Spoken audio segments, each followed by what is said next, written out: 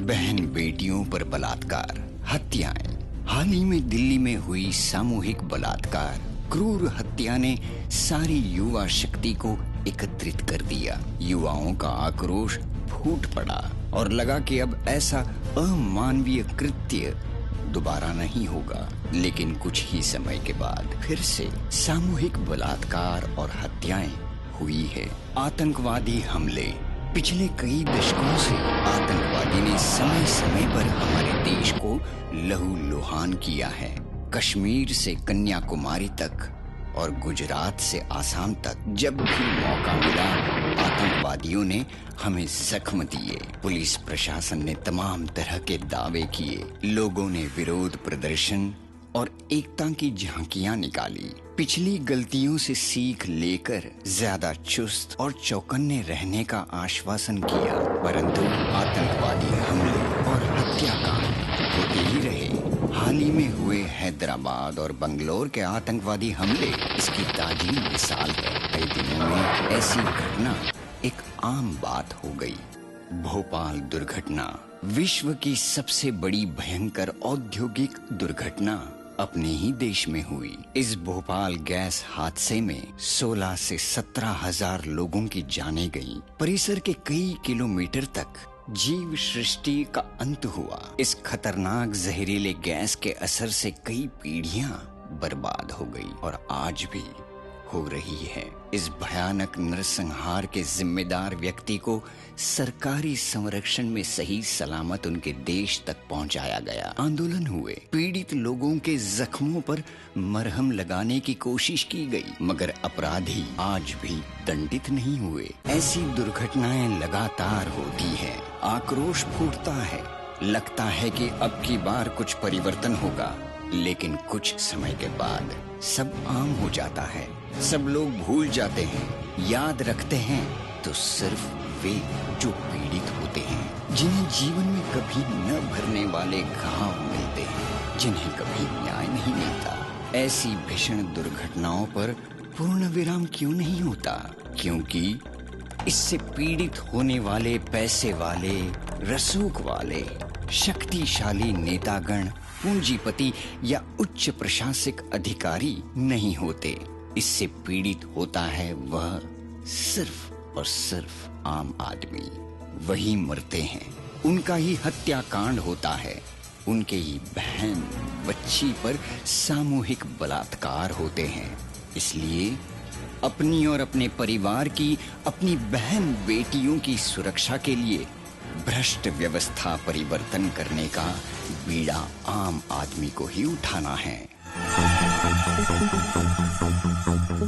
मैं सुनील शिंदे, स्वतंत्र भारत का एक आम आदमी। मेरी हिंदी इतनी अच्छी नहीं है, लेकिन मेरा उद्देश्य श्री अन्ना हजारे जी के चरित्र जैसा साफ है। इसलिए अन्ना जी की सौगंध खाकर मैंने बीड़ा उठाया है कि भविष्य में तो ऐसी भीषण घटना न घटे। उसकी हकीकत औद्योगिक विकास होना ही है, उससे आम आदमी से लेकर गांव, शहर और देश का विकास होता है। लेकिन उसके लिए जो कायदे कानून नियम है, उसका पालन करे तो विकास निरंतर रहता है।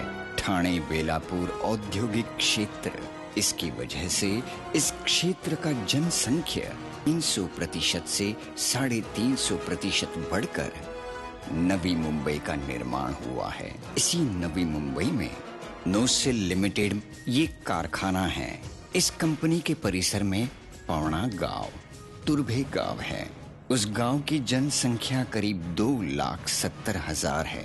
ये सब स्लम बस्ती है। नोसिल लिमिटेड इस कंपनी में मैं सुनील शिंदे स्पोर्ट्स कमेटी, सुरक्षा कमेटी में और यूनियन का सबसे अधिक मत पाकर चुन के आने वाले यूनियन का पदाधिकारी। उस समय कामगार के सुरक्षा और न्याय के हक के लिए नोसिल कंपनी के प्रबंधक अधिकारियों से मैंने दो हाथ किए, जिसके परिणाम स्वरूप नोसिल कंपनी के प्रबंधक अधिकारियों ने मुझ पर कई प्रकार के अत्याचार किए और मुझे पर्यावरण विरोधी काम कराने के लिए दबाव डाला गया। परंतु मेरी अंतरात्मा को ये बात गवारा नहीं थी। इसी कारण मैंने नौकरी से इस्तीफा दे दिया। कामगारों के सुरक्षा और न्याय का संघर्ष जारी रहना चाहिए, इसलिए यूनियन पदाधिकारियों ने इसके खिलाफ पुलिस विभाग और संबंधित विभाग को शिकायतें की। इस कंपनी में सुरक्षा और पर्यावरण के सभी कानूनों और नियमों का उल्लंघन हो रहा है, जिसके कारण अपघाती मृत्यु तथा अपघात होते हैं। उसके संबंधित विभाग में लिखित प्रमाण नहीं होने की वजह से कानून को जानबूझकर नजरअंदाज करने से भोपाल दुर्घटना से भी कई गुना भयानक दुर्घटना होने का खतरा नवी मुंबई यानी महाराष्ट्र में गुजरात की दहेज गांव में निश्चित है। इस पर मुझको यूनियन पदाधिकारियों ने संबंधित विभाग में शिकायतें करने के लिए मुझे आरटीआई का सहारा लेने को कहा। बाद में वही यूनियन पदाधिकारी अपने बयान से पलट गए। उन्होंने लिखित प्रमाण दिया कि इस कंपनी में अपघाती मृत्यु और अपघात हुए ही नहीं। सुरक्षा और पर्यावरण के सभी नियमों का पालन पूरी ईमानदारी से होता है। ऐसा लिखित विवरण सभी संबंधित विभाग और पुलिस विभाग में प्रस्तुत किया गया है। ये यूनियन पदाधिकारियों की ये बदली हुई मानसिकता को लेकर उनके क्रूर अपराध को सिद्ध करता है। नोसिल लिमिटेड में अत्यंत विस्फोट, ज्वलनशील और जहरीले रसायन और गैसेस जैसे कि acetone, acetylene, ammonia, aniline, n butanol, carbon disulphide, caustic potash, caustic soda like chlorine, cyclohexyl amine, cyclohexyl mercaptan, diesel oil, formic acid, hydrogen carbon solvent, hydrogen peroxide, sodium hydrosulphide, hydrochloric acid, isopropyl alcohol, LSHS, LPG, methyl isobutyl, ketone, morpholine, p nitrochlorobenzene, sulphuric acid, toluene, xylene. इन सब रसायनों का इस्तेमाल बड़ी मात्रा में गैर कानूनी तरीके से किया जाता है। इस रसायनों और गैसों का इस्तेमाल अति उच्च दाब, अति उच्च तापमान पर किया जाता है। उसमें से ऐसी भी प्रक्रियाएं हैं कि तापमान का कंट्रोल न होने से जान बचाने के लिए भागने का प्रावधान है। इस उत्पादन की विश्व से बड़ी मांग बढ़ने के कारण जहां 2 प्लांट थे, वहां 14 से 15 प्लांट भीड़ भाड़ में खड़े किए गए। उनमें सुरक्षा जगह न के बराबर है। ऐसे ही खतरनाक रसायन और गैसों का संग्रह बड़ी ही लापरवाही से भारी मात्रा में किया जाता है। इस वजह से tankers, trolleys, containers, trucks, tempos इत्यादि का आना जाना बड़ी मात्रा में होता है। उससे आपातकालीन मार्ग पर रुकावटें होती हैं। इस रुकावटें की वजह से आपातकालीन समय पर दमकल गाड़ियां, एम्बुलेंस की मदद न मिलने से छोटी सी घटना भीषण दुर्घटना का रूप लेकर बड़ी मात्रा में जनहानि, पर्यावरण हानि करेगी। इसलिए इस गंभीर रुकावट की समस्या का हल तत्काल निकालने के लिए मैंने कई साल तक हर संभव प्रयास किए।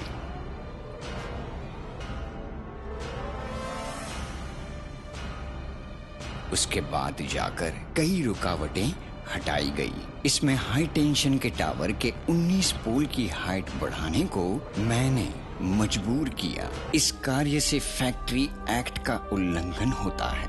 इतना सब कुछ होने के बाद भी नोसिल कंपनी प्रबंधन पर औद्योगिक सुरक्षा और आरोग्य विभाग ने कोई भी कानूनी कार्रवाई नहीं की।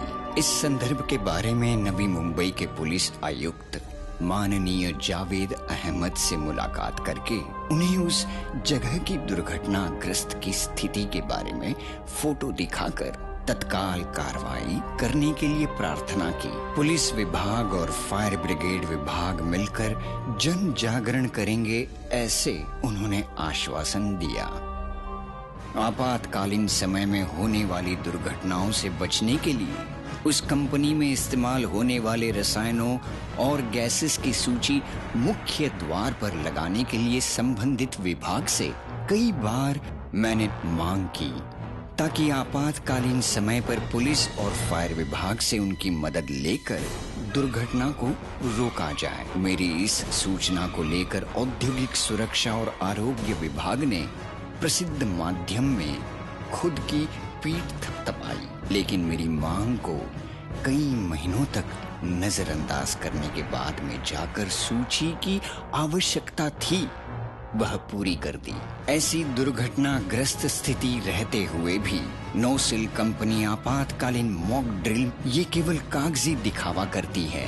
ऐसे ही अति जहरीले रसायनों का इस्तेमाल करते समय नोसिल कंपनी में जो अति प्रदूषित जहरीला पानी, गैसेस, केमिकल वेस्ट आदि हजारों लाखों टन लीटर में पैदा होता है, कानूनी तौर पर इन पर प्रक्रिया करने के लिए संयंत्र कार्यरत रहने का नियम बंधन है।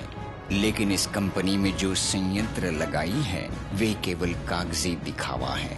इसकी वजह से अति प्रदूषित जहरीला पानी, गैसेस, केमिकल वेस्ट गैर कानूनी ढंग से बड़ी मात्रा में पर्यावरण में छोड़ दिए जाते हैं या गाड़ दिए जाते हैं। जो हो रहा है वह कैसे गैर कानूनी तरीके से हो रहा है, ये सिद्ध करने के लिए मैंने आरटीआई के अंतर्गत जानकारी प्राप्त करने के लिए राज्य सूचना आयोग तक अपील की, तभी भी जानकारी दी नहीं गई।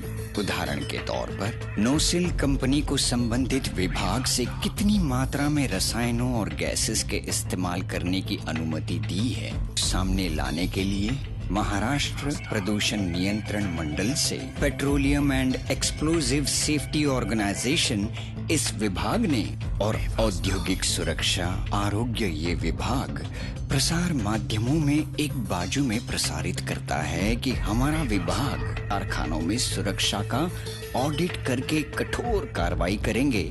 इसको लेकर इस विभाग ने नोसिल कंपनी में जो सुरक्षा का ऑडिट किया है उनके दस्तावेज मुझे आरटीआई के अंतर्गत औद्योगिक सुरक्षा और आरोग्य विभाग ने ये कहा कि हम सुरक्षा का ऑडिट नहीं करते, जबकि ये इनके ही अधिकार क्षेत्र में आता है।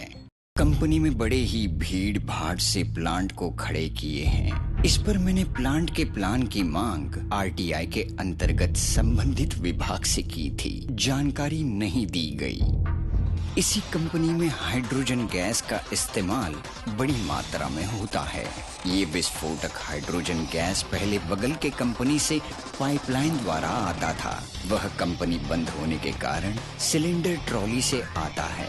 इस कंपनी को केवल 300 सिलेंडर की अनुमति होते हुए भी 6 से 7 हजार सिलेंडर को गैर कानूनी तरीके से लाया जाता है। इसी विस्फोटक हाइड्रोजन गैस का भंडारण यानी स्टोरेज करने की अनुमति न होते हुए भी 2 महाकाय बुलेट में गैर कानूनी तरीके से भंडारण करते हैं। इसकी मालवाहक ट्रॉलीज गैर कानूनी तरीके से आवागमन करती है, सार्वजनिक जगह पर बड़ी मात्रा में खड़ा करके भयंकर दुर्घटना को न्योता दे रही है। कई बार ये विस्फोटक हाइड्रोजन गैस की गाड़ियां सार्वजनिक रास्ते पर लावारिस खड़े रहते हैं, जहां पर चाय और पान बीड़ी की दुकानें कई हैं, जिनसे झट से आग पकड़ के बड़ा धमाका अटल है।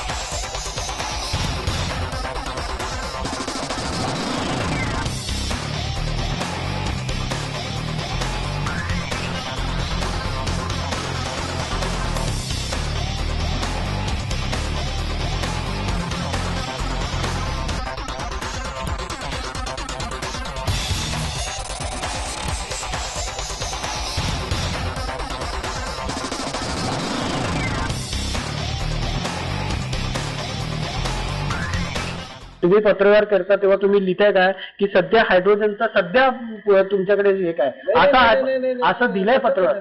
बघा तुम्ही पत्रव्यवहार कसा केलाय, त्याची जी कॅपॅसिटी आहे त्याच्यावर पर्टिक्युलर सध्या लिहिलंय बघा तुम्ही. मी तुम्हाला सांगतो याच्यानंतरचं पत्र असेल सध्या ह्या कंपनीत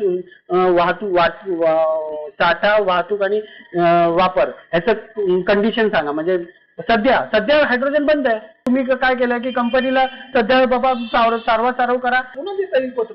इथे सुरक्षा आणि पर्यावरणाचे नियम तोडून कंपनीत होणारे अपघाती मृत्यू आणि अपघात यांची शासकीय याच्यामध्ये नोंद होत नाही, म्हणून मला युनियन पदाधिकाऱ्यांनी माहितीच्या अधिकारात माहिती मागवायला भाग पाडली आणि त्याच युनियन पदाधिकाऱ्यांनी या कंपनीत सुरक्षा आणि पर्यावरणाचे नियम तोडले जात नाही असे लिहून दिले.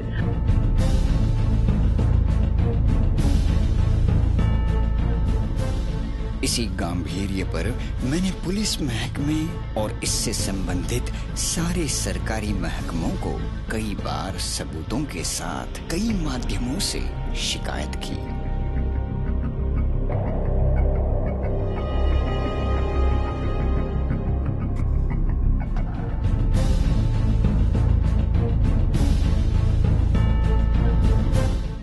हायड्रोजनच्या बाबतीत माझे FIR दाखल करून घ्या.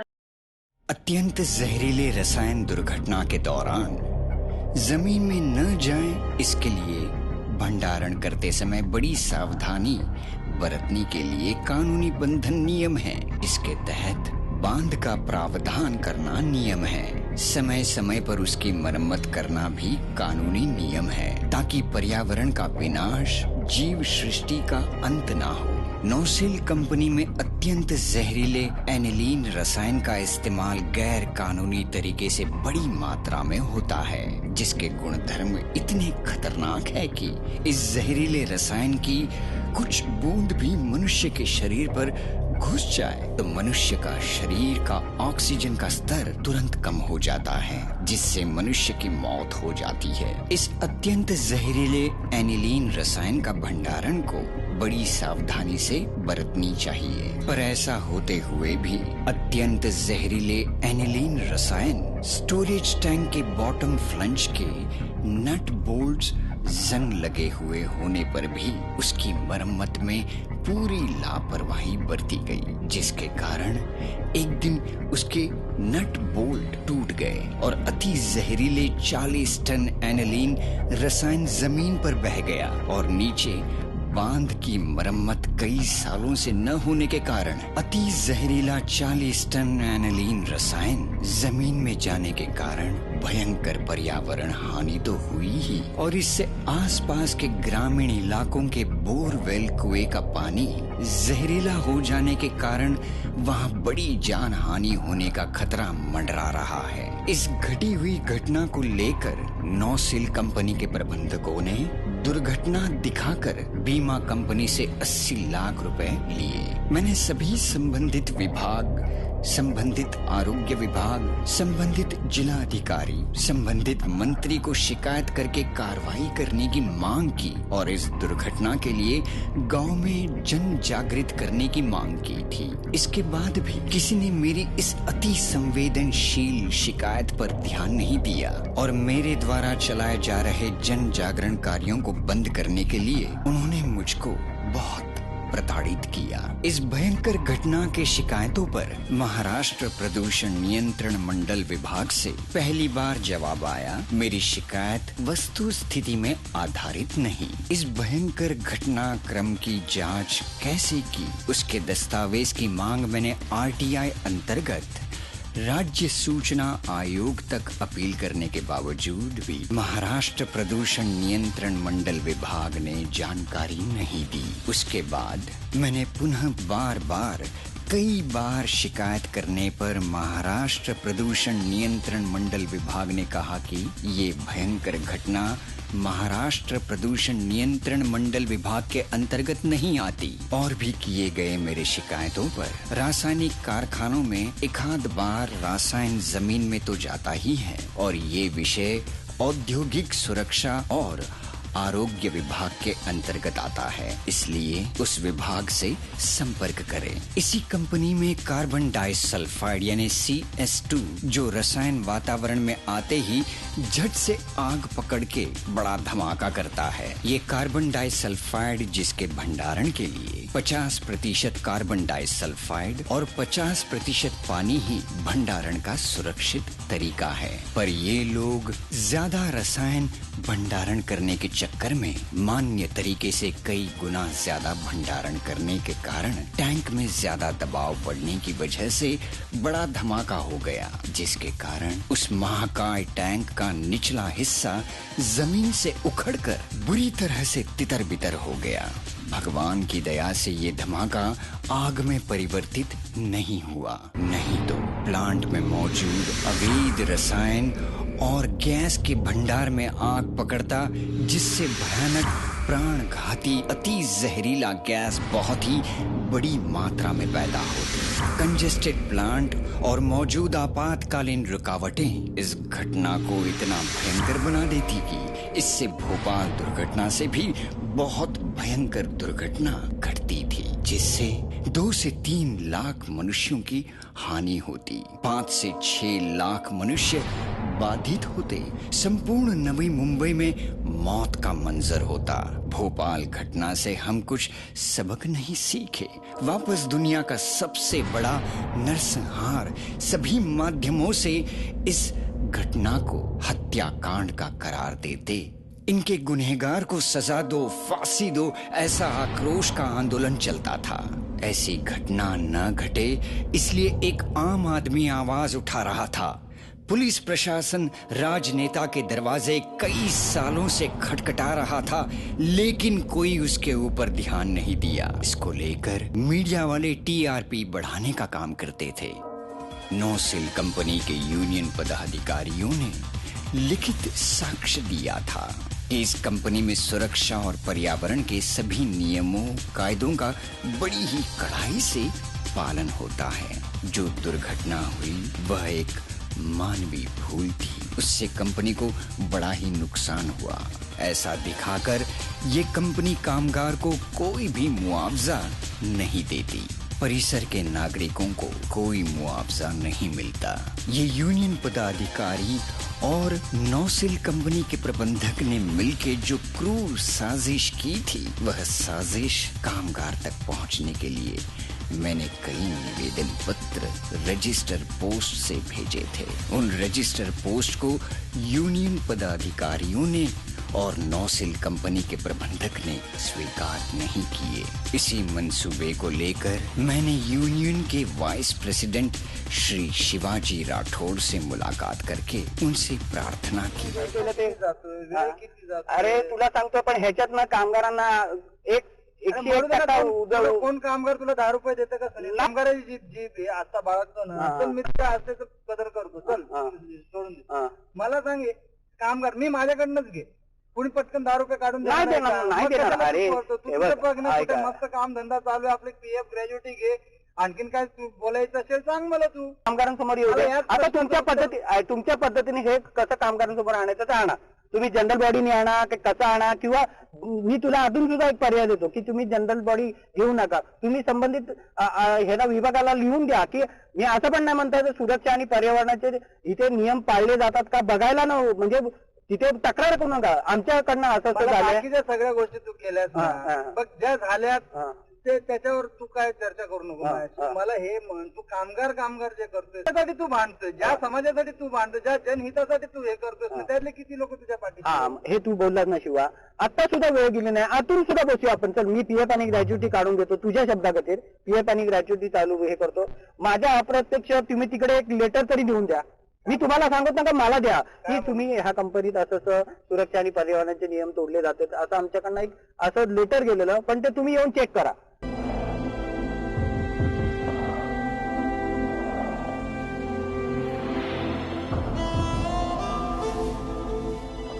इस भयानक भयंकर परिस्थिति और मानसिकता पर कामगार समाज को सावधान करने, दक्षता लेने, उपाय योजना करने, संबंधित विभाग से कार्रवाई कराने के लिए मैंने प्रेस कॉन्फ्रेंस लेकर इसके खिलाफ आवाज उठाई। मुंबईतल्या नोसिल कंपनीवर करण्यात आलेले आरोप निराधार असल्याचं कंपनीच्या युनियनचे पदाधिकारी आणि प्रशासनातर्फे सांगण्यात आलंय। इस पर यूनियन पदाधिकारियों ने और नौसिल कंपनी के प्रबंधक अधिकारियों ने कंधे से कंधा मिलाकर ये शोर किया कि मैं ये सब पैसे के लिए कर रहा हूँ। नौसिल कंपनी में ऐसी कोई भी दुर्घटनाग्रस्त स्थिति नहीं है। मैं 900 मराठी कामगार के पेट पर पैर मार रहा हूँ। इसके बाद नौसिल कंपनी के प्रबंधन ने मुझे नोटिस भेजा कि तुमने प्रेस कॉन्फ्रेंस में जो बातें फैलाई है वह सब गलत है।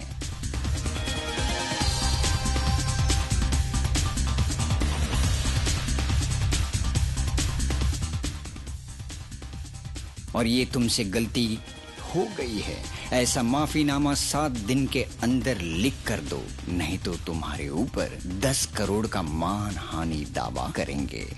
यूनियन के पदाधिकारियों ने कामगारों को चेतावनी दी कि मेरे संपर्क में जो रहेगा उसे नौकरी से बर्खास्त किया जाएगा। इसके बाद मैंने कामगार और समाज में दक्षता, सतर्कता, उपाय योजना करने के लिए 2 महीने पहले संबंधित विभाग से कानूनी अनुमति की मांग करके महत्वपूर्ण अवसर पर कई बार जन जागरण अभियान करने का प्रयास किया। राष्ट्रीय सुरक्षा दिन के अवसर पर मैंने कंपनी के परिसर में बैनर्स लगाए, तो वो बैनर्स लोगों को दिखाई न दे, इसलिए नौसिल कंपनी के प्रबंधक ने उधर टैंकर्स लगाने को कहा, जबकि आपातकालीन मार्ग पर टैंकर्स, कंटेनर ट्रॉली के रुकावटें की गंभीर समस्या रहते हुए भी मुझे धमकाया गया और मेरे बैनर्स निकाले गए। नहीं साहब क्या बुलाने के लिए बोला कि टेंशन लगाएगी इधर लगाने। विश्व पर्यावरण दिन के अवसर पर मैंने कंपनी के परिसर में बैनर्स, पत्रक लगाए, तो नौसिल कंपनी के प्रबंधक श्रीमान चक्रवर्ती ने मेरे लगाए हुए पत्रक फाड़े, मुझे मारने की धमकी दी। मैंने पुलिस या म्युनिसिपैलिटी को बुलाने की बात उठाई, तभी भी मेरे बैनर्स फाड़ के कंपनी के अंदर लेके गए। तो नहीं तो म्युनिसिपैलिटी को बुलाओ ना आप, मेरे को कुछ प्रॉब्लम नहीं, पुलिस को नहीं तो म्युनिसिपैलिटी को बुलाओ ना।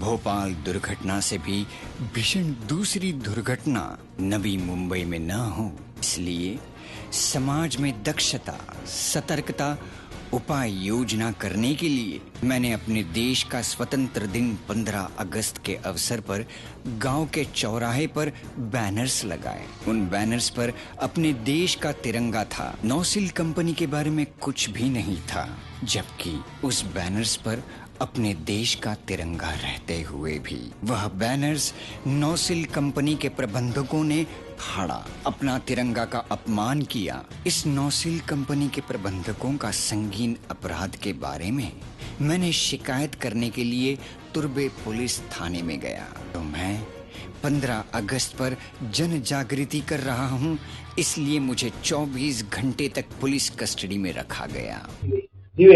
सुनील शिंदे आहेत, त्यांना आम्ही ताब्यात घेत आहोत। हे उद्याला 15 ऑगस्टच्या दिवशी सभा घेणार आहे। कौन बचाएगा मेरे देश को, ये शीर्षक को डालकर वैसे बैनर्स लगाकर 22 अगस्त को मैंने गांव के चौराहे पर जन जागृति का आयोजन किया। तो उस वक्त कई सारे पुलिस अधिकारी, पुलिस कर्मचारी वहां पर आए और वहां जमा लोगों को भगाया और मेरे लगाए बैनर्स को निकालने के लिए नौसिल प्रबंधक को साथ दिया।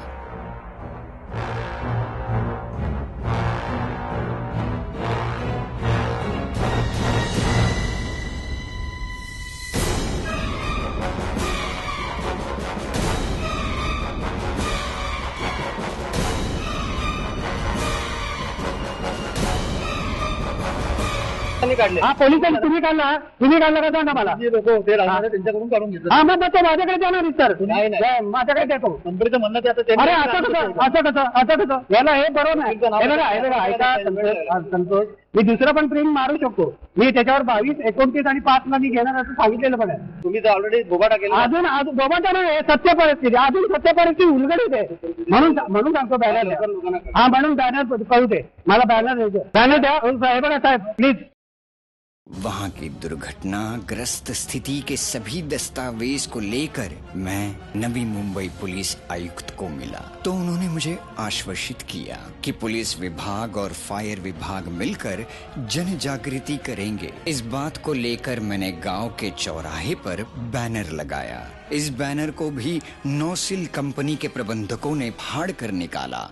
कई कंपनी की वजह से नवी मुंबई के लोगों का आरोग्य धोखे में है क्योंकि प्रदूषण विभाग इस पर कार्रवाई नहीं कर रहा है। ये न्यूज एक जागरूक पत्रकार ने न्यूज़पेपर में प्रसिद्ध की थी। इसमें नोसिल कंपनी का भी नाम था। इस न्यूज़पेपर के कटिंग को लेकर किसके पेट पर लात ना आए, किसी की जाने न जाए, पर्यावरण का विनाश न हो, इसलिए परिसर के नागरिक को लेकर अन्ना जी को मिलकर इस बात पर जनहित याचिका दर्ज करने के लिए मैंने बैनर गांव के चौराहे पर लगाया, पर वह बैनर भी नौसिल के प्रबंधकों ने फाड़ा।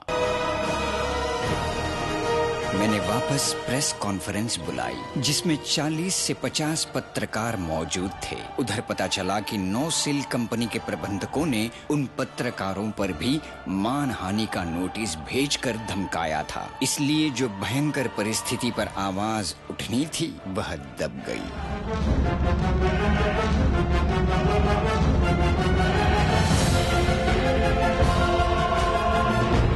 पत्रकारों ने ऐसी मामूली धमकी के आगे घुटने नहीं टेकने चाहिए थे। इससे ये भी लगता है कि पत्रकारों को भी भ्रष्ट किया गया।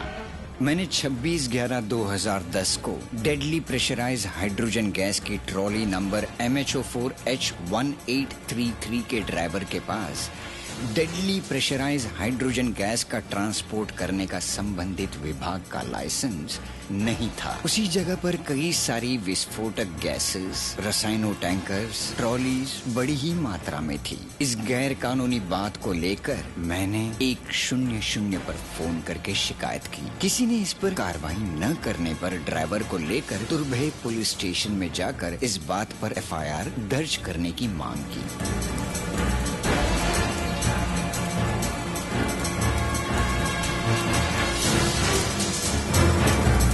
मेरी FIR दर्ज करने के लिए मैंने नवी मुंबई के पुलिस आयुक्त के दरवाजे खटखटाए। उन्होंने भी FIR दर्ज करने की मांग को जानबूझकर नजरअंदाज किया। वही पुलिस आयुक्त ने आतंकवादी हमले के बारे में नवी मुंबई में जन जागृति का आयोजन किया। उस वक्त मैंने टैंकर्स के ड्राइवर्स बनकर आतंकवादी अपने देश पर हमला करने के फिराक में हैं, आतंकवादी हमले के मानसिकता को लेकर सार्वजनिक जगह पर विस्फोटक गैसें, रसायनों के टैंकर्स, ट्रॉली से बड़ी ही मात्रा में गैर कानूनी खड़ा रहना देश विद्रोही कृत्य को न्योता देना है। इस बात का 26/11/2010 का FIR दर्ज करने की मांग फिर से उठाई। तभी भी मेरी FIR दर्ज नहीं की गई। इसे लेकर नीचे के स्तर से अपने देश के सर्वोच्च माननीय राष्ट्रपति महोदय तक सभी सबूतों के साथ कई बार कई माध्यमों से शिकायतें की, लेकिन 26/11/2010 का FIR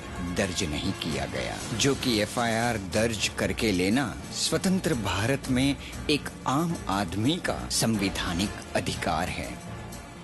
मेरी आवाज को बंद करने के लिए नौसिल कंपनी के प्रबंधक अधिकारी श्री RM देसाई ने कॉन्ट्रैक्टरों को बुलाकर एक मीटिंग की, जिसमें मुझ पर प्राणघातक हमला करने की साजिश रची। इस साजिश में यूनियन पदाधिकारी भी शामिल होकर मेरी कामगार तक ये बात आने की तड़फड़ाहट को लेकर निवेदन को स्वीकार करने के लिए मुझे कंपनी के पास बुलाकर मुझ पर प्राणघातक हमला किया। इस हमले के दरमियान मैंने मेरी जान बचाने के लिए पुलिस आयुक्त के मोबाइल पर फोन किया था, लेकिन मैं व्यस्त हूँ ऐसा बोलकर उन्होंने फोन कट कर दिया और मुझे कोई मदद नहीं मिली, जिससे मुझ पर गंभीर मारहाण होकर 5 से 6 दिन अस्पताल में एडमिट होना पड़ा।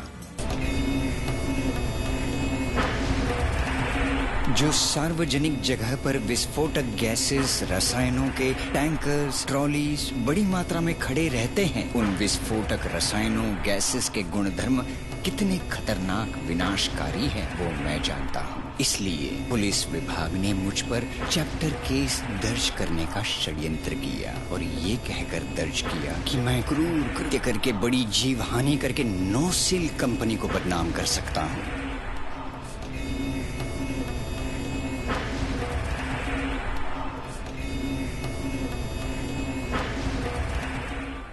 जो आदमी कामगार समाज के प्रति जी जान से लगाव रखता है, उनके सुरक्षा के लिए सब कुछ दांव पर लगाता है, उसे ही जिम्मेदार पकड़ने के लिए और जिन उद्योगपति के गैर कानूनी क्रूर कृत्य को छुपाने के लिए उसे ही दोषी ठहराने की भ्रष्ट पुलिस विभाग की घिनौनी साजिश है। यदि देश विद्रोही क्रूर कृत्य होकर, सुरक्षा पर्यावरण के सभी नियमों का उल्लंघन होकर लापरवाही बरतने की मानसिकता रहने से उधर बड़ी दुर्घटना होकर जीव हानि हुई तो मुझे जिम्मेदार पकड़ा जाएगा। इस पुलिस विभाग की क्रूर साजिश से मुझ पर आत्महत्या करने की नौबत आएगी। मैंने वापस नीचे के स्तर से अपने देश के सर्वोच्च माननीय राष्ट्रपति महोदया तक सभी सबूतों के साथ कई बार कई माध्यमों से शिकायतें की। इसके बाद जाके कार्रवाई का नाटक करने के लिए डीसीपी श्री दुधेजी ने 31 मई 2012 को तुर्भे पुलिस थाने में संबंधित विभाग के अधिकारियों की बैठक ली। उसमें कई गैर कानूनी कृत्य के बारे में मेरी शिकायतें रहते हुए भी केवल हाइड्रोजन गैस के गैर कानूनी कृत्य के मुद्दे पर petroleum and explosive safety organisation इस विभाग ने दिनांक 23 मार्च 2012 पुलिस विभाग को जो लिखित जानकारी दी थी, उसके अनुसार नोसिल कंपनी में लगातार गैर कानूनी deadly pressurised hydrogen chlorine gas का भंडारण और इस्तेमाल व आवागमन बड़ी मात्रा में हो रहा है। इसकी बहुत लोगों से शिकायतें आई हैं। इसके दस्तावेज लेकर 31 मई 2012 को एफआईआर दर्ज की गई। इस एफआईआर में जो डेडली प्रेशराइज्ड हाइड्रोजन गैस के भंडारण, इस्तेमाल व आवागमन गैर कानूनी है, उस कृत्य से factory act, fire act, MRTP act, pollution act और कई एक्ट का उल्लंघन होने के बाद भी उस विभाग के अधिकारी मौजूद होकर भी खाली एक्सप्लोजिव एक्ट का उल्लंघन होता है ऐसा दिखाकर मामूली धाराएं लगाकर एफआईआर में मुझे फरियादी न रख के पुलिस विभाग के कोई पुलिस को फरियादी रखकर कार्रवाई का नाटक किया गया। 31 मई 2012 का एफआईआर दर्ज करने के बाद तो पहले से भी कई गुना ज्यादा गैर कानूनी कृत्य को बढ़ावा दिया गया। इस संदर्भ में मैंने नीचे के स्तर से अपने देश के सर्वोच्च माननीय राष्ट्रपति महोदया तक सभी सबूतों के साथ कई बार कई माध्यमों से शिकायतें की। इस पर मैंने शिकायत की। पुलिस विभाग ने कहा कि दूसरे विभाग से संपर्क करें।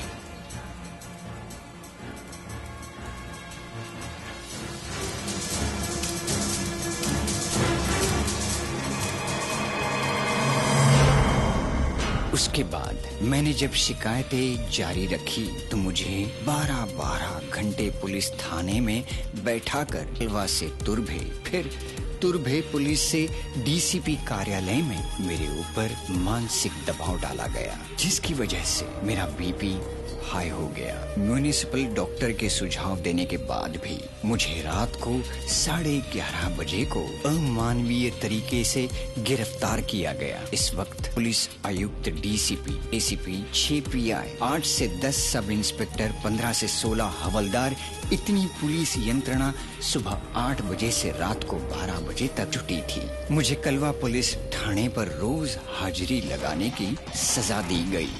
पुलिस ने मुझ पर जो चैप्टर केस दर्ज की है, तो उस जगह पर कभी भी बड़ी दुर्घटना विद्रोही कृत्य हो जाए तो मुझे ही दोषी ठहराया जाएगा। इसलिए जो गैर कानूनी कृत्य हो रहे हैं उसे तत्काल रोका जाए। इसलिए मैंने वापस डीसीपी को मिलने की प्रार्थना की, तो उल्टा वापस मुझको गैर कानूनी तरीके से गिरफ्तार किया गया। इस गैर कानूनी गिरफ्तारी के सबूतों के वीडियोस और भयंकर दुर्घटनाग्रस्त स्थिति पर नीचे के स्तर से अपने देश के सर्वोच्च स्तर तक कई बार शिकायतें की। इसके बाद भी भयंकर परिस्थिति पर तत्काल कार्रवाई हो और कामगारों में छाई हुई दहशत को हटाने के लिए समाज तक जन जागरण के माध्यम से पहुंचने के लिए पुलिस विभाग का सहयोग मिलने की मांग को लेकर मैंने महाराष्ट्र राज्य के मंत्री के लोकशाही दिन पर उपस्थित रहने के लिए कई महीनों तक अनुमति मांगी। इस बात को लेकर मैंने आजाद मैदान में अनशन भी किया। ये अनशन के अनुमति को लेकर कई महीने पत्र देने पड़े। इतनी भयानक दुर्घटनाग्रस्त परिस्थिति होते हुए भी नौसिल कंपनी में सुरक्षा के इंतजामात को लेकर समाज में नौसिल का नाम खराब न हो, इसके लिए औद्योगिक सुरक्षा और आरोग्य के सह संचालक ने नौसिल कंपनी से ही पैसे निकालकर थाने में औद्योगिक सुरक्षा संबंधी प्रदर्शन का आयोजन किया, जिसमें नौसिल कंपनी को सुरक्षा के प्रति प्रथम स्थान दिया गया। Prosecution but it is towards compliance. आमची अशी अपेक्षा असते की लोकांनी जास्तीत जास्त याच्या सर्व त्रुटीचा कंप्लायन्स करून त्यांचे वर्क प्लेसला पूर्णपणे सुरक्षित करावे। इसी कार्यक्रम में महाराष्ट्र राज्य के पर्यावरण विभाग की सेक्रेटरी श्रीमती वल्सा नायर और इसमें ठाणे जिलाधिकारी भी शामिल थे। आज भी उधर भयंकर दुर्घटनाएं हो रही है, उसका संबंधित विभाग में कोई भी लिखित साक्ष्य नहीं रखा जाता। इसका उदाहरण एक कामगार श्री पाटिल जी हाई टेम्परेचर रसायन के द्वारा जलने से बुरी तरह घायल हो गए। ये दुर्घटना छुपाने के लिए उस जख्मी कामगार को कंपनी में ही 3 दिनों तक गैर कानूनी तरीके से रखकर प्राथमिक उपचार केंद्र में ही इलाज चालू रखा गया। जब उस कामगार के घर वाले रिश्तेदार कंपनी में मोर्चा लेकर आए, उसके बाद उसे बेहद मामूली हॉस्पिटल में भर्ती करके आधा अधूरा इलाज करके उसको डिस्चार्ज कर दिया गया। इस बारे में डीसीपी सीनियर पीआई को मोबाइल ईमेल से कई बार शिकायतें की गई। उन्होंने कार्रवाई नहीं की, इसलिए मैंने वापस नीचे से लेकर अपने देश के सर्वोच्च तक कई बार शिकायतें की। इतनी संवेदनशील परिस्थिति पर आदेश जारी करने का नाटक करके वे एक दूसरे को उंगली दिखा रहे हैं।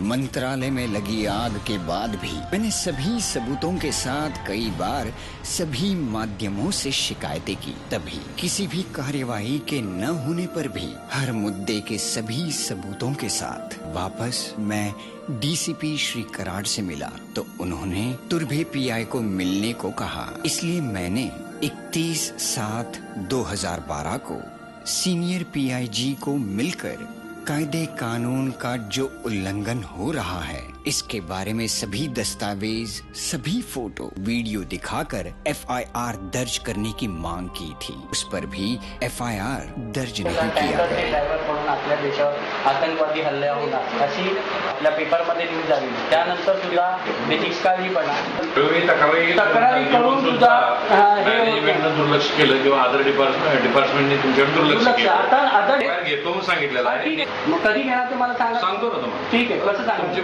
कधी सांगतो तुम्हाला। तुमच्याकडे फोन आहे, माझ्याकडे ईमेल आहे। इसके बाद भी नीचे के स्तर से लेकर अपने देश के सर्वोच्च माननीय राष्ट्रपति महोदय तक लिंक भेजकर एफआईआर दर्ज करने की कई महीनों तक मांग की थी, तभी भी एफआईआर दर्ज नहीं हुई, गैर कानूनी कृत्य बंद नहीं हुआ, जन जागृति के लिए अनुमति नहीं दी गई। एफआईआर दाखल करून घेणं हा पण एफआईआरचा बद्दल माहिती नाही, तुम्ही पोलीस ऑफिसर आहात ना, FIR दाखल करून घेणं हा कायदेशीर आहे ना. 31/7 नंतर मी जेव्हा तुम्हाला सगळं दाखवलं इथेच, तेव्हा त्याच्यानंतर FIR दाखल करून घेतली नाही. प्लस त्याच्यानंतर तुम्ही पण तिथे बेकायदेशीर कृत्य बंद करत नाही, तर मी जनजागृती करतोय, त्याला पण परमिशन देतोय. तुम्ही अशा हे करतात. वरिष्ठांनी सांगितलं बंद कर, मला काय बोलायचं नाही, मी बोलणार नाही, ते बंद केल्याशिवाय मी बोलणार नाही, कुठं जायचं जाऊ. इससे यह साबित होता है यूनियन के सेक्रेटरी श्री उज्जैनकर जो मनसे पक्ष के कामगार सेना के पदाधिकारी है, यूनियन के ट्रेजरर श्री गैसास जो मनसे के प्रमुख श्री राज ठाकरे के बच्चे के पर्सनल ट्रेनर है, श्री गजानन राणे यह कामगार सेना के प्रमुख है, यूनियन के उपाध्यक्ष श्री शिवाजी राठौर जो राष्ट्रवादी पक्ष के पदाधिकारी है, यूनियन के अध्यक्ष श्री नंदू मात्रे जो स्थानिक पालक मंत्री श्री गणेश नाईक, सांसद श्री संजीव नाइक, विधायक श्री संदीप नाइक, महापौर श्री सागर नाइक के नजदीक के रिश्तेदार है. इन्हीं के पार्टी के महाराष्ट्र राज्य के गृह मंत्री RR पाटिल, महाराष्ट्र राज्य के लोकायुक्त, इन सबको उद्योगपति श्री मफतलाल इन्होंने भ्रष्ट किया है.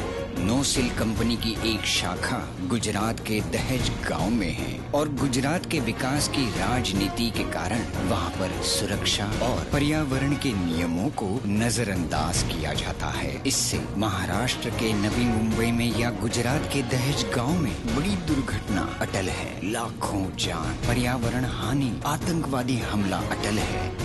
घटी दुर्घटना के जिम्मेदार को बचाने के लिए राजनेता उद्योगपति से मोटी रकम वसूलेंगे. दुर्घटना पीड़ितों को दी जाने वाली सरकारी सहायता राशि में भी भ्रष्टाचार करेंगे और चैप्टर केस के साजिश से मुझे दोषी ठहरा के मुझे बलि चढ़ाएंगे. ये पुलिस की, राजनेता की क्रूर मानसिकता अराजकता नहीं तो क्या है? क्या इसलिए महात्मा गांधी, लोकमान्य तिलक, नेताजी सुभाष चंद्र बोस, भगत सिंह, अशफाक उल्लाह, चंद्रशेखर आजाद, राम प्रसाद बिस्मिल्ला, मंगल पांडे जैसे लाखों शहीदों ने कुर्बानी देकर भारत को आजाद कराया? लोगों के द्वारा, लोगों के लिए. जो आम आदमी सर्वोपरि है, उसे आजादी से जीने का हक मिले, इसलिए डॉक्टर बाबा साहेब अम्बेडकर जी ने हमें संविधान दिया. आज बिल्कुल उल्टा हो रहा है. आज उद्योगपति के कुकृत्यों और गैर कानूनी काम को छिपाने के लिए पुलिस और राजनेता मिलकर भ्रष्टाचार करके मेरी इस लड़ाई को दबाने के लिए हर संभव कोशिश कर रहे हैं. इसलिए इन्होंने कितने पुलिस आयुक्त, कितने DCP, कितने सीनियर PI, कितने और सारे पुलिस कर्मचारियों का कीमती वक्त बर्बाद किया है, कर रहे हैं. वह भी पुलिस की संख्या के बारे में अभी अभी ये कड़वा सच सामने आया है. उसका उदाहरण, मुंबई की जनसंख्या 1.5 करोड़ है और पुलिस 46,000 है. उसमें से 60% 27,600 पुलिस VIP की सिक्योरिटी के लिए, बाकी बचे 40% पुलिस. उसमें से 30% पुलिस मुझ जैसे अधिकारों की लड़ाई लड़ने वालों को दबाने के लिए इस्तेमाल होती है और लगातार जो भ्रष्टाचार सामने आ रहे हैं उसके खिलाफ आंदोलन करने वालों को दबाने के लिए होती है. तो बची हुई 10% पुलिस 1.5 करोड़ जनता को क्या सुरक्षा प्रदान कर सकती है? इसका अंदाजा आप लगा सकते हैं. यही हाल पूरे देश में है. कैसे होगा आम आदमी सुरक्षित? श्रीमान अन्ना जी के आंदोलन से देश में एक नई जान फूंक दी. हमें ये लगने लगा कि अब बदलाव का वक्त आ चुका है. भ्रष्टाचार और अराजकता के वृक्ष को समूल उखाड़ देने का वक्त आ गया है. मेरी उम्मीदों में नई कोपले फूट पड़ी. मेरा विश्वास और दृढ़ हो गया. मुझ में लड़ने की एक नई ऊर्जा का संचार हो गया. लड़ाई एक की नहीं, पूरे देश की है. दुर्घटना घटने के बाद सभी माध्यमों से आवाज उठता है, मेरी लड़ाई दुर्घटना न घटे इसलिए है. मैं इस लड़ाई को सोशल मीडिया के द्वारा पूरे देश में फैलाना चाहता हूँ. पेड मीडिया भ्रष्ट हो चुका है, वह भी चंद उद्योगपति राजनेताओं के हाथों की कठपुतली बनकर रह गई है। मैं सोशल मीडिया के माध्यम से लोगों से जन जागरण फैलाकर सामाजिक दबाव से इस लड़ाई को अंत तक ले जाना चाहता हूं, ताकि पुलिस, प्रशासन और राजनेता अपनी ऊर्जा और अधिकारों का उपयोग सही तरीके से कर सके। उससे आम आदमी को सुरक्षा मिले, ताकि आम आदमी की बहन बेटियों पर बलात्कार या हत्या ना हो, आतंकवादी हमले होकर हत्या कांड ना हो, भोपाल दुर्घटना से भी भीषण दूसरी दुर्घटना होकर नरसंहार ना हो। क्रूर मानसिकता को समूल उखाड़ देने को, भ्रष्ट व्यवस्था परिवर्तन करने को मैं देश की युवा पीढ़ी को आह्वान करता हूं कि इस प्रशस्त मार्ग पर जिस तरह चाहे परोक्ष या अपरोक्ष मार्ग से अपना योगदान दे। मेरे आंदोलन के प्रति जो इस डॉक्यूमेंट्री में जो दिखाया गया है वह सिर्फ 10% है। बचे सभी दस्तावेज, फोटोज, वीडियोस आप www.facebook.com/जानिए या www.facebook.com/आम आदमी पर उपलब्ध किए हैं।